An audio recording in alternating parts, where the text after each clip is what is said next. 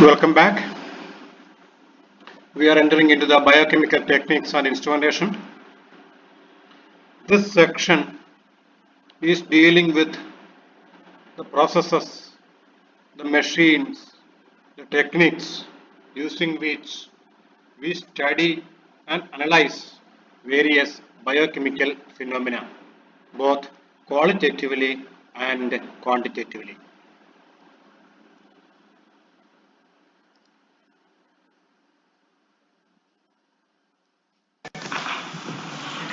Good morning, ladies and gentlemen.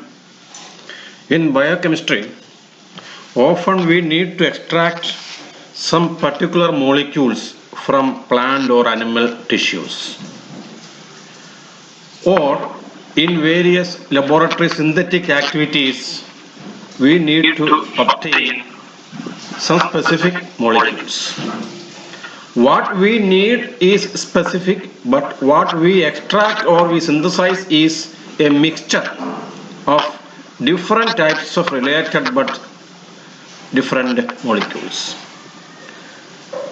For example, different types of leaf pigments, proteins, amino acids, etc.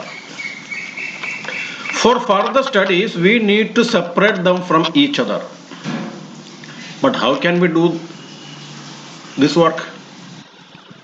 The answer is chromatography. This process also helps us to identify the separated molecules, and also we can measure the quantity of each of these separated molecules to a certain extent.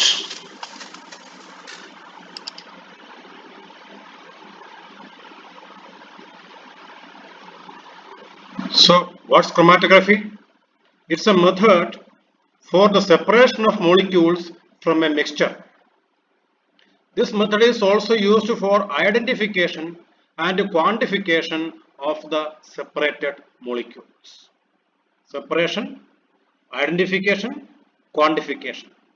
And in some cases, we can even estimate the molecular mass of the substance. There is a technique for that. So, chromatography is nowadays highly advanced.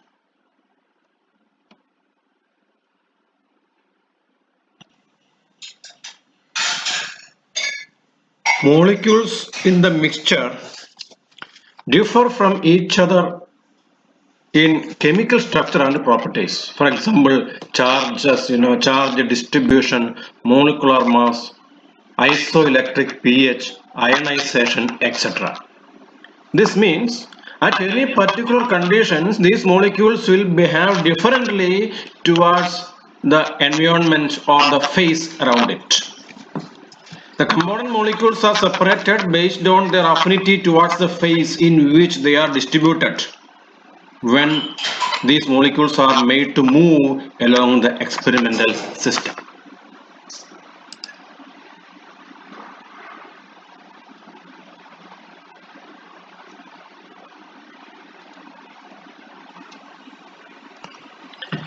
Now the question is, why should we use chromatography in the laboratory? Actually, chromatography is one of the most widely used technique in the biochemistry laboratory. Why? First of all, we can isolate, we can separate, we can identify, we can estimate the quantity of the biomolecules, as I told you. Much more than that, we can detect the presence or absence of something. For example, we are getting a food sample or a blood sample or a tissue sample, whether a poison is found in this, whether poison is present in this tissue or not. Or we are getting a food or a blood sample, whether an insecticide or pesticide is present in it or not. Or we are taking atmospheric gas, air, whether some toxic gases are present in it or not, etc. So it's a powerful tool actually. And you have studied about the structural formula, etc. How do we get the structural formula of proteins and amino acids and carbohydrates and nucleic acids, etc.? The first step is chromatographical separation of the molecule. Suppose you are making a substance by your own in your laboratory, or you are extracting a molecule In the first step, we need to isolate that molecule from the others. We need to purify it. Then only we can go for structural analysis. For example, how much is the molecular mass, what are the different types of atoms present in it, what are the different types of chemical bonds, what is the isomerism. We need to find out all those details. To study all those details, first of all, we need to identify the molecule, we need to separate the molecule from the other molecules. There we use chromatography.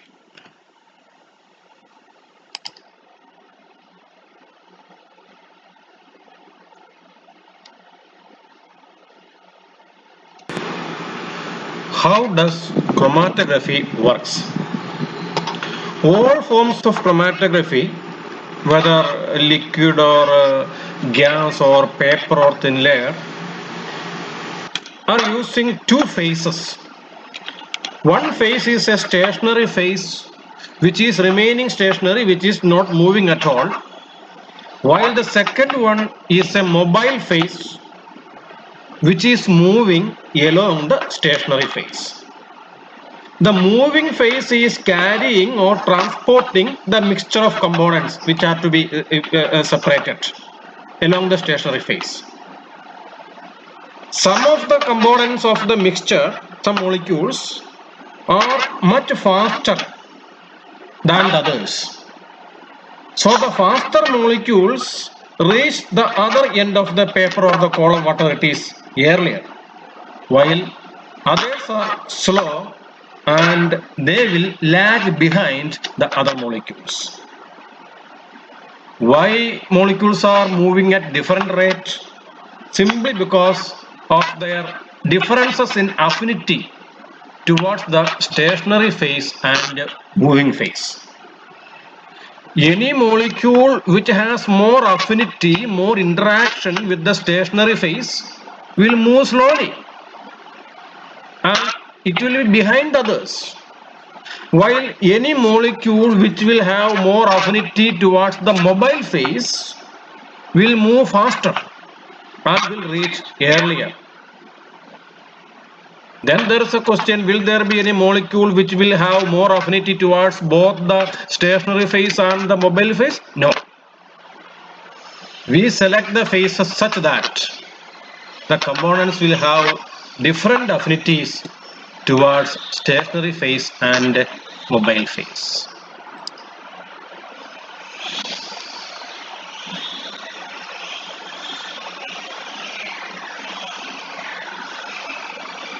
So how chromatography works?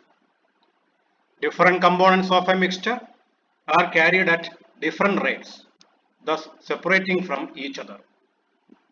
And the rate of separation depends upon affinity of the components towards the stationary phase as well as mobile phase.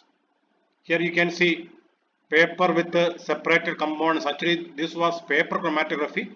Here a piece of paper is used, Wattman number 1 chromatography paper is used to separate the components. And here you can see references also are used. For example, in this paper we have run only the unknown components or the components which we don't know. While in this case there are two types of components. This section consists of the components which we don't know, but to identify them we are running another set of components which we know. So these are the components which we know already. So by comparing with a set of standards, actually we call them standards. Standards are known compounds. By comparing with a set of standards, we identify which are the components present in the unknown sample.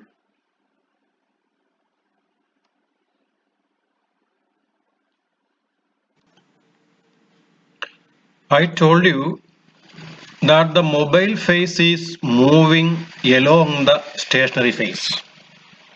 But how does the mobile phase move? It is simple. If you are using a paper chromatography, you know that the paper is made up of cellulose fibers. Narrow spaces are there on the paper. Capillary action is sufficient. The same is applicable to thin layer chromatography also, because in thin layer chromatography, on a solid plate, we are applying a gel made up of silica. We take the silica particles, mix with water and convert it into a paste, just like your toothpaste. We are applying that paste along the glass or plastic sheet. When it is dried, it is suitable to act as a capillary network. So in paper chromatography and thin layer chromatography, movement of the solvent or the mobile phase is simply by means of capillary action. In the case of column chromatography, the stationary phase is actually a silica gel. The silica particles are filled in a burette. In the chemistry laboratory, you have seen burette. Burette is a glass tube with a stopper at the bottom. We fill that burette with silica particles and we hold it vertically as if we are going for a titration. We hold vertically, and on top of it we are adding the drop of the components, the mixture to be separated. Then we add the solvent. You can see in the picture in that PowerPoint that the solvent is added, and as the solvent is moving down by means of gravitational force, it is carrying the particles of the mixture at different rates. In that picture you can see the different particles like red one, yellow one, green ones are being separated slowly and they are reaching the bottom at different times. But when we come to gas chromatography and liquid chromatography, these two things are not applicable. Capillarity or gravity are not applicable, and we need a very much higher speed of movement of the mobile phase. So we are using a pump. You can see the figure at the right bottom corner. First of all, there is the solvent. The solvent is pumped. You know, in your home you have a pump to pump water from the well to the overhead tank. Like that, we have small pumps. The pump is pumping the solvent along the tube system. So these are the mechanisms to make the mobile phase flow along the stationary phase, carrying the components of the mixture.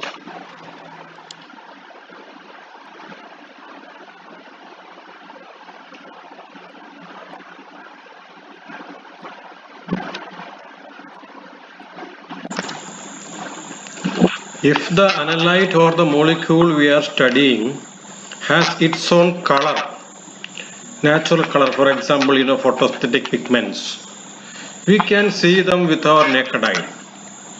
But this is applicable only in the case of paper chromatography and thin layer chromatography, while for liquid chromatography and gas chromatography, this method is not at all applicable.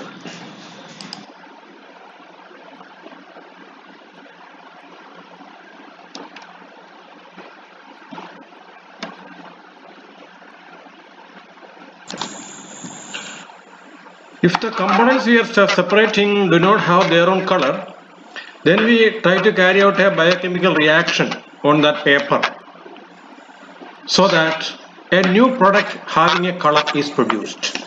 For example, amino acids. Once the amino acids are separated, we cannot see anything on the paper. Then we spray the paper with ninhydrin solution. Once it is dried, we can see the different colors, the colors of the amino acids.